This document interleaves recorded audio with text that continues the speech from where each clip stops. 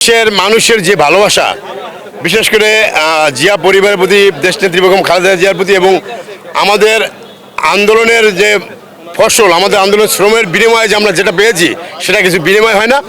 আশা করি আমাদের যুবদলের সাংগঠনিক অভিভাবক, বাংলাদেশের মানুষের যিনি হৃদয়ে জায়গা করে নিয়েছেন, জনাব তারেক রহমান, এই দেশটাকে যেই পরিকল্পনা নিয়ে সামনের দিকে আগাচ্ছেন, আমাদের যুব সমাজ, বর্তমান যুব সমাজ এবং আগামী প্রজন্মের জন্য তিনি সুন্দর একটি বাংলাদেশ উপহার দিবেন। জোয়ার করে নির্বাচন করেছে।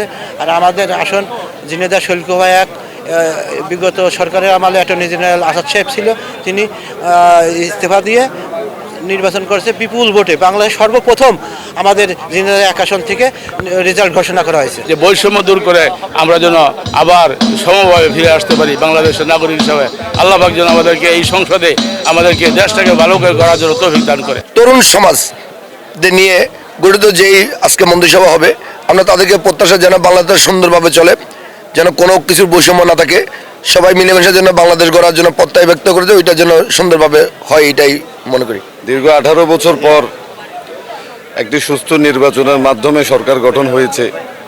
আমিও এই দেশের সব জনগণের মতো আমিও খুব আনন্দিত। সরকার প্রধান আগামী দিনে যিনি প্রধানমন্ত্রী হবেন, উনি সমগ্র 18 কোটি মানুষের প্রধানমন্ত্রী হবেন। যারা সংসদ সদস্য হবেন, তারা যারা ওনাদেরকে ভোট দেয়নি, ওদের জন্য সংসদ সদস্য হবেন। আপামরি পুরো বাংলাদেশের জনগণ আগামী দিনে যে প্রধানমন্ত্রী হবেন, ওনার দৃষ্টিতে জনগণের অধিকার, মৌলিক অধিকার সবচেয়ে গুরুত্বপূর্ণ হওয়া উচিত। এবং বাংলাদেশের আপামর জনসাধারণের মতো আমাদেরও চাওয়া একটা সুন্দর, সুস্থ এবং নিরাপদ একটা বাংলাদেশ। ইনশাআল্লাহ বাংলাদেশ জিন্দাবাদ। আমাদের নেতা তারেক রহমানের একটি আদেশ হচ্ছে যে কোনো দুর্নীতি চলবে না।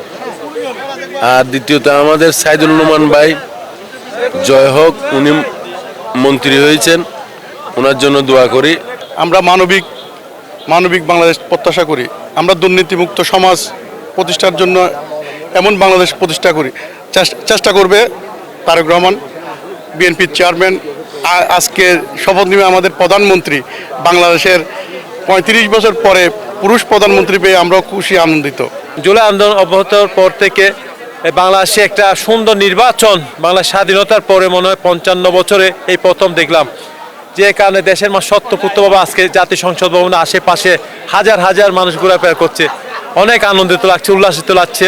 আল্লাহ শাহেদ আরবার শুকরিয়া, আমাদের আজ খুশির দিন।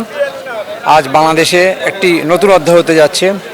প্রতিটি মন্ত্রী এবং যারা শপথ নিতে পারবেন না মন্ত্রী হিসাবে, এমপি হিসাবে থাকবেন, তাদের কাছে আমাদের প্রত্যাশা বাংলাদেশ যেন সুন্দর এবং সুশৃঙ্খলভাবে আইন শৃঙ্খলা এবং দুর্নীতিমুক্ত, কিশোর গ্যাংমুক্ত একটি সমাজ আমরা যেন দেখতে পাই।